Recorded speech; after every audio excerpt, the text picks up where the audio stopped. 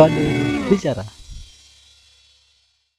Assalamualaikum warahmatullahi wabarakatuh. Halo sahabat-sahabat Ansor, Banser, dimanapun berada. Kembali lagi bersama kami tim media Ansor di channel PAC GP Ansor Kecamatan Karangdowo.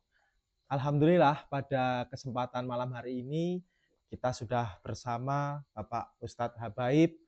Beliau merupakan tokoh Nahdlatul Ulama di Kecamatan Karangdowo.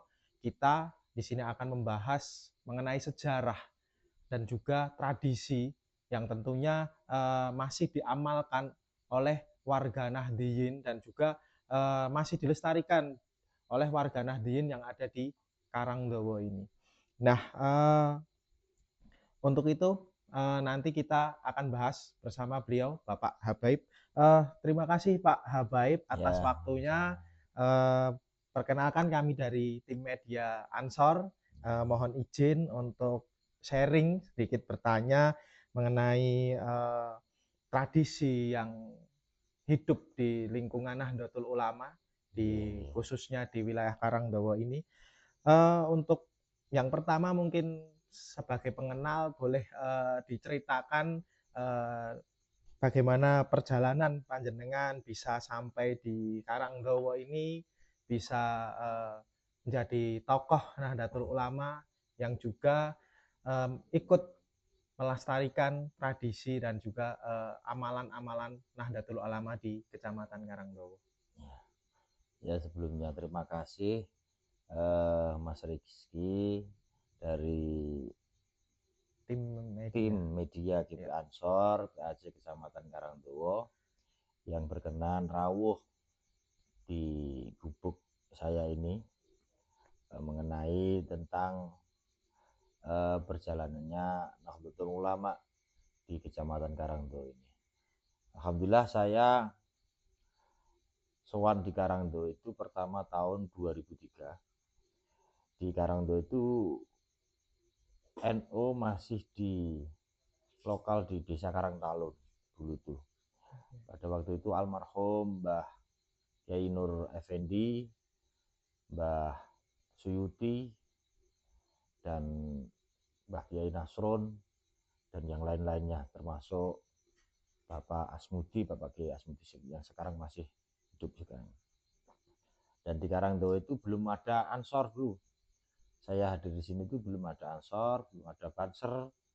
Nah, sampai saya ke sini, alhamdulillah dikersake masyarakat di Desa Dembangan ini untuk khidmah derek-derek ngegesang agami. Dan di sini dulu minoritas betul orang Islam itu. Ya, seluruh masyarakat mayoritas Muslim, tapi minim dalam pendidikan ilmu agama. Nah, di situ kita mengadakan tradisi orang-orang Nahdlatul Ulama.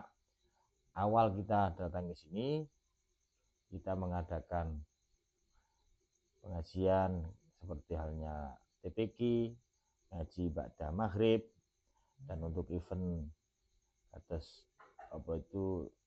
hari besar kita mengadakan maulidan dulu yang kita siarkan di desa Dembangan. Itu Maulid Al-Barjanji.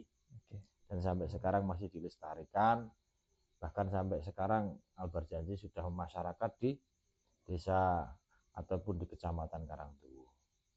Dan dulu belum ada pengurus NU, itu masih minim sekali.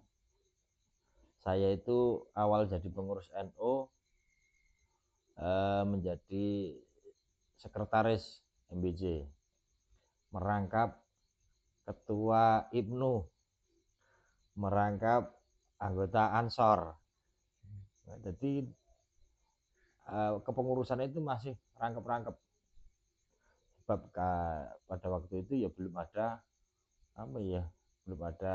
teman-teman yang bersedia untuk khidmah di NU. Dan dulu NU, orang-orang masyarakat Karangdowo itu kalau masuk NU takut sebab NU kan pernah menjadi parpol, partai politik. Takutnya digiring ke arah politik. Akhirnya kita door to door di tengah masyarakat. Dulu ada kegiatan setiap malam Khamis Kliwon, itu kita adakan mujahadah keliling dari desa ke desa, dari musola ke musola, dari masjid ke masjid, tujuannya untuk mensosialisasikan akidah ahli sunnah wal jamaah nahdliyah. Nah, kalau di situ ada orang yasinan, kita datangi, ada orang tahlilan, kita datangi, dan kita mengatakan bahwasanya tradisi tahlil, yasin, di masjid masih ada ujian, itu tradisi NU. Dan akhirnya orang paham, masyarakat kita paham tentang NU. Akhirnya alhamdulillah sekarang banyak dari warga NU berbondong-bondong derek kegiatan-kegiatan NU. Gitu.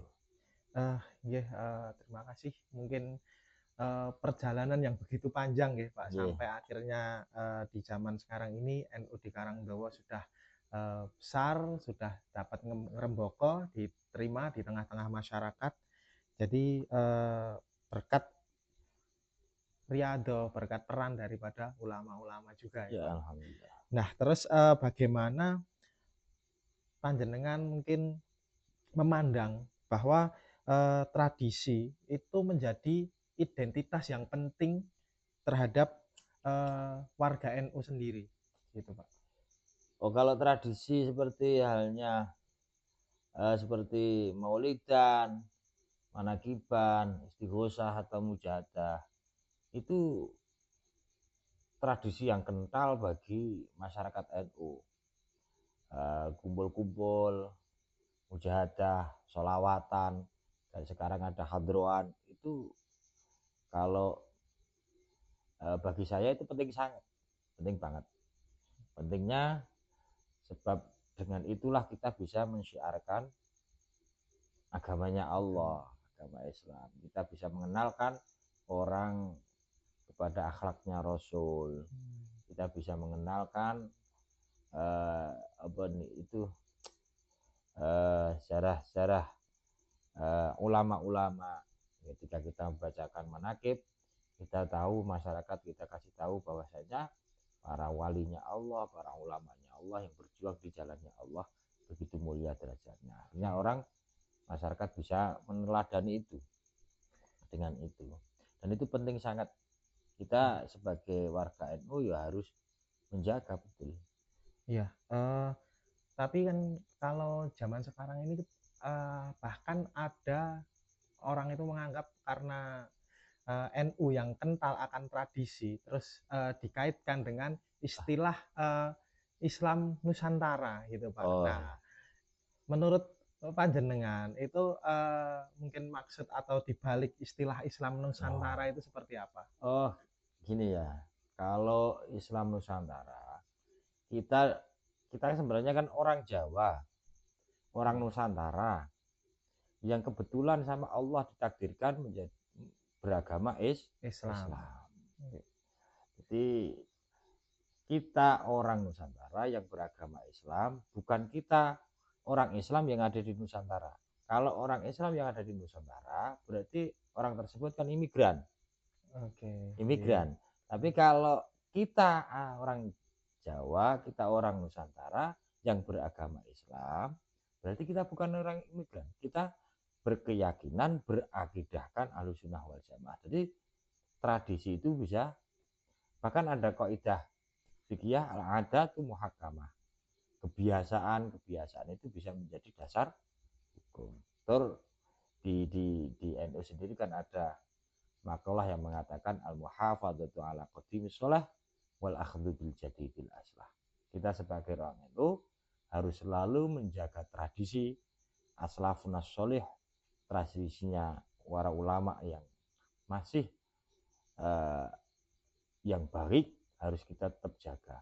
Tapi juga tidak menutup kemungkinan kita seperti sampean Ansor punya media, itu tradisi-tradisi yang baru yang sekiranya bisa kita ambil manfaat dan kebaikan-kebaikan untuk tujuan syiar agama Islam. Ya. Tetapi kan ada mungkin yang pro, ada juga yang kontra ya Pak. Nah, terkait Islam Nusantara kan ada beberapa orang di luar sana yang banyak mengkritik tentang adanya Eh, Islam Nusantara. Nah, eh, bagaimanakah mungkin dari panjenengan atau selaku dari tokoh Nahdlatul Ulama menjawab kritik ketika ada yang menyebut bahwa tradisi NU itu sesuatu yang tidak ada di zaman Nabi, seperti itu, Pak? eh, kalau kita jawab ada pertanyaan, ada pro dan kontra tentang Islam Nusantara itu, ya ya kita bisa anggap itu biasa, tapi juga jangan anggap itu enteng juga. Kita jelaskan dengan satu dalil ya, bahwasanya kembali lagi kita itu orang Nusantara yang beragama Islam. Islam. Kalau orang mengatakan itu yang tidak ada di zamannya Rasul, Iya. itu tidak ada di zamannya Kanjeng Nabi, dan seluruh fasilitas yang sekarang itu juga tidak ada di zamannya Rasul. Orang sekarang sudah pakai, semua orang dari kecil sampai tua sudah pakai Gadget. pegang gadget. Betul. Itu pun zamannya Rasul nggak ada. Nggak ada. Dulu hanya telepati. Kendaraan Oke. semuanya pakai onta, kuda. Sekarang sudah pakai motor, mobil. Fasilitas apapun itu juga sekarang nggak ada zamannya Rasul. Tapi kapan? Fasilitas sekarang kok tidak diharamkan atau tidak dibedahkan. Justru yang tradisi yang masih baik, yang bisa kita ambil manfaat kepada moral dan sosial kemasyarakatan, justru banyak orang yang membedakan. Itu persepsi bagi kami sebagai warga Nahdlatul Ulama, itu persepsi yang keliru, yang salah. Iya, mungkin dari hal tersebut, Pak, apakah ada tantangan juga dari MWC NU Kecamatan Karangdowo khususnya untuk menjawab problematika hal-hal seperti itu? Apakah memang hal semacam itu menjadi kendala untuk menjaga dan merawat tradisi NU di wilayah Karangdowo? Ataukah hal itu sudah lumrah dan masyarakat mungkin sudah terbiasa dengan tradisi yang dari dulu terus dijaga oleh Nahdlatul Ulama? uh, Ya awal-awal dulu memang menjadi tantangan, Mas, juga perbedaan pendapat tentang tradisi NU atau tradisi Islam Nusantara itu ya juga menjadi tantangan. Tapi kita tidak patah harang. Cara Jawa ini orang lokro lah. Kita terus dan terus mensosialisasikan tentang akidah ahlu sunnah wal jamaah kita. Seperti kita di jamaahnya kita masing-masing kan sekarang alhamdulillah di Kecamatan Karangdowo itu ada beberapa kiai dan ustadz yang terjunkan atau yang dimukimkan atau yang dihijrahkan dari beberapa daerah di Karangdowo untuk khususnya untuk menjaga kultural ataupun tradisi ahlu sunnah wal jamaah ala an-nahdliyah. Dan itu alhamdulillah sampai sekarang sekitar hampir 30 ustadz dan ustazah yang mendidik anak-anak kita di seluruh Kecamatan Karangdowo secara kultural. Jadi akidahnya ahli sunnah wal jamaah terjaga dengan itu. Ya, mungkin semakin bertambahnya waktu, jadi perkembangan zaman dari dulu dan sekarang ini kan banyak mengalami pergeseran ya, Pak. Nah, Ya. apakah ada mungkin dari sudut pandang panjenengan perubahan sikap dari generasi muda yang mungkin zaman dulu sama zaman sekarang itu untuk menyikapi adanya tradisi-tradisi semacam itu? Ya, ya sedikit banyak, malah justru sekarang alhamdulillah sedikit banyak sekarang itu eh, perubahannya tidak begitu banyak sih. Ya juga ada salah satu warga Nahdlatul Ulama yang mengatakan dirinya Nahdlatul Ulama moderat tapi tidak mau menjaga tradisinya. Tapi juga banyak sekarang kan di masyarakat kita kan banyak masyarakat santri. Dan santri itu kan di pesantrennya dididik secara tradisional. Jadi ketika terjun di tengah masyarakatnya pun juga akan bisa menjaga Islam-Islam yang tradisional, Islam-Islam ahli sunnah wal jamaah, Islam Nahdlatul Ulama. Dan alhamdulillah ya, dengan perjalanannya waktu justru bukan semakin NU di Karangdowo itu bukan semakin turun, nah justru semakin meningkat. Dulu belum ada Ansar seperti sampean-sampean. Sekarang alhamdulillah ada Ansar yang punya inovasi luar biasa. Dan belum ada Ibnu dan IPPNU yang seprogres sekarang.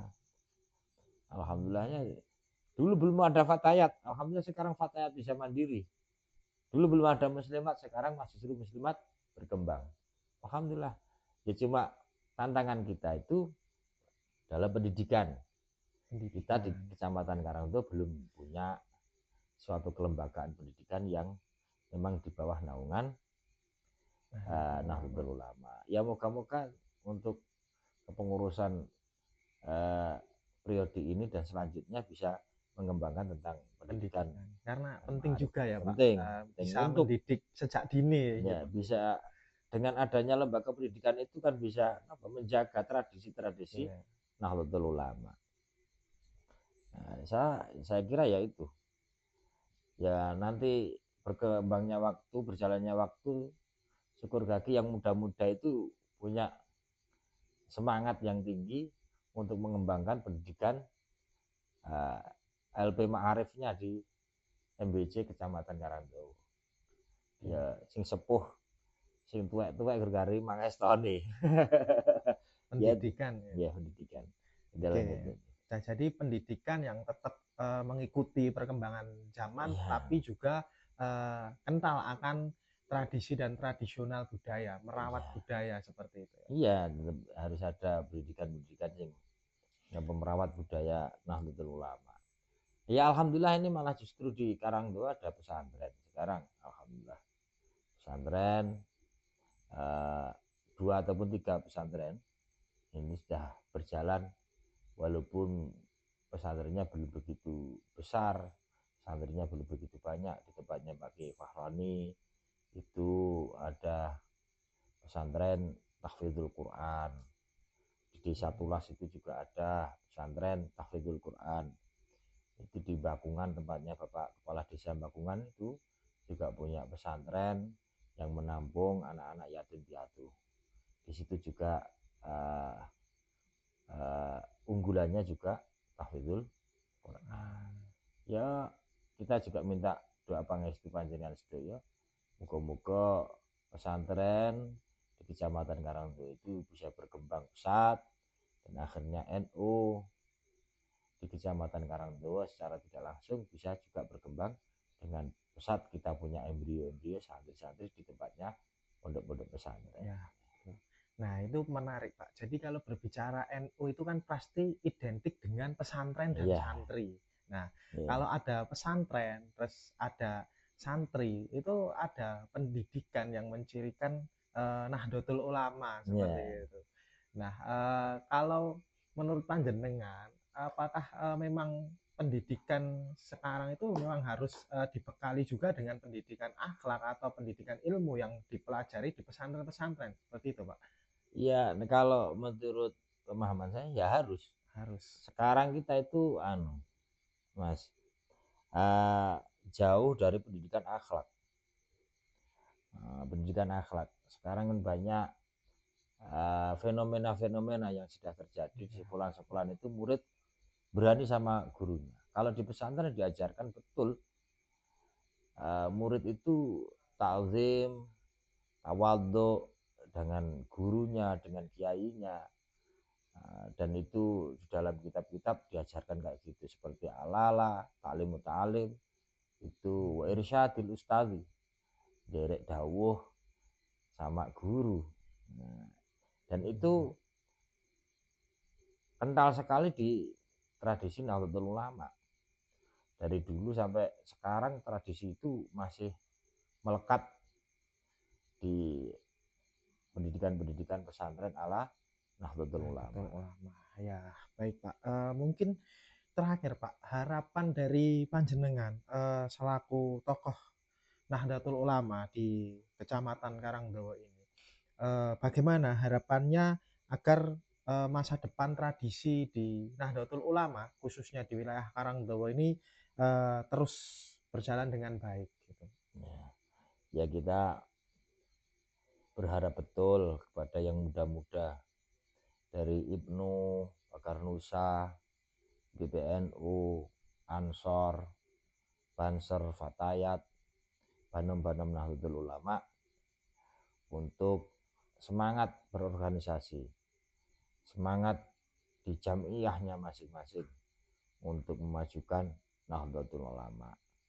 Dan kami berharap juga di Karangdowo itu ada pendidikan yang berbasis formal yang di bawah naungan Majelis Wakil Cabang Nahdlatul Ulama Kecamatan Karangdowo. Dan akhirnya ketika kita punya sebuah kelembagaan pendidikan itu secara otomatis ala pendidikannya juga ala Nahdlatul Ulama, dan itu akan yang bisa menjaga di samping ada pesantren, ada pendidikan formalnya, ada yang menjaga kultural Nahdlatul Ulama. Ya, ada kesinambungan Ya. gitu ya Pak. Terus tipsnya nih Pak, apa untuk saya, untuk teman-teman generasi muda, tips untuk bagaimana kita ini bisa untuk mencintai dan juga merawat tradisi-tradisi yang sudah ditinggalkan oleh para pendahulu kita. Oh, bagaimana tipsnya untuk Ya, mencintai? Kita selalu belajar. belajar tentang sejarah Nahdlatul Ulama, belajar sejarah biografinya para ulama, belajar tentang berdirinya Nahdlatul Ulama, belajar peran Nahdlatul Ulama di tingkat nasional, peran Nahdlatul Ulama di pendidikan, peran Nahdlatul Ulama di masyarakat. Kalau kita bisa belajar dari itu, insya Allah kita semakin cinta, dan tidak hanya cinta, semakin ta'asub. Rasa ta'asub itu apa ya? Fanatisme terhadap organisasi kita, fanatisme terhadap jamiah kita. Semakin tahu, semakin belajar dan belajar, insya Allah semakin cinta. Oke, baik Pak. Terima kasih banyak tipsnya. Ya, Alhamdulillah kesempatan ini saya mendapat banyak nasihat juga banyak ilmu mungkin dari teman-teman yang lain, dari Ansor, Banser, dimanapun berada yang nonton video ini. Mudah-mudahan mendapat keberkahan juga, amin, mendapat amin, amin. ilmu dan juga menambah wawasan, khususnya mungkin di daerah yang lain, terus juga di daerah Karangdowo yang seperti ini. Dan poin pentingnya di sini harus tetap belajar, tolabul ilmi seperti itu ya. Dan Ya, ini Mas, satu lagi. Dan kami minta di setiap pendidikan-pendidikan yang berbasis tidak formal seperti TPQ, kajian-kajian di masjid ataupun musola, itu tolong diadakan kajian-kajian yang berbasis ala Nahdlatul Ulama, seperti halnya kita sampaikan kepada anak-anak akidah kita, akidah Asy'ariyah ataupun Maturidiyah. Ya di TPQ atau dihafalkan seperti Nazam, Aqidatul Awam, terus kalau pujian ya pujian-pujian yang mendidik kayak Allah wujud kita mbak kok. Nah itu kan sekarang anak itu ditanya sifat wajibnya Allah ada berapa, itu banyak yang tidak tahu. Katanya orang Asy'ariyah, tapi orang tidak tahu Allah sifat wajibnya ada berapa, sifat muhalnya ada berapa, sifat jaiznya ada berapa. Bahkan sifat wajib Rasul tidak tahu. Nah itu tolong disampaikan di setiap pendidikan-pendidikan. Kalau yang muda-muda ya kayak gitu, ketika sampean pegang anak TPQ, membantu ustadz yang ngajar di situ, ya sampaikan, oh Islam ala Nahdlatul Ulama itu punya bentuk tradisi penyampaian ilmunya kayak gini. Dengan nyanyian-nyanyian, dengan pujian-pujian, insya Allah tambah anak semangat. Ya, siap, Pak. Siap, terima kasih Pak Habaib, Ya, dan semoga pesannya juga sampai ke teman-teman Ansor Banser di wilayah lain juga biar sama bareng-bareng untuk ya, merawat tradisi, memperbaiki pendidikan yang tadi mungkin masih dianggap pendidikan formal akhlaknya yang ya, kurang, maka harus diimbangi dengan pendidikan agama seperti agama. itu. Nah, gitu teman-teman semua, terima kasih atas waktunya yang diberikan oleh Pak Ustadz Habaib, dan kita tunggu lagi akan ada pembahasan yang lain selain pembahasan yang kita bahas pada malam hari ini. Tetap terus bersama kami di tim Media Ansor bersama di channel PAC GP Ansor Kecamatan Karangdowo. Terima kasih Pak Habaib. Teman-teman, ikuti kita terus, dukung, dan jangan lupa subscribe channel YouTube PAC GP Ansor Kecamatan Karangdowo. Terima kasih. Wassalamualaikum warahmatullahi wabarakatuh. Waalaikumsalam warahmatullahi wabarakatuh.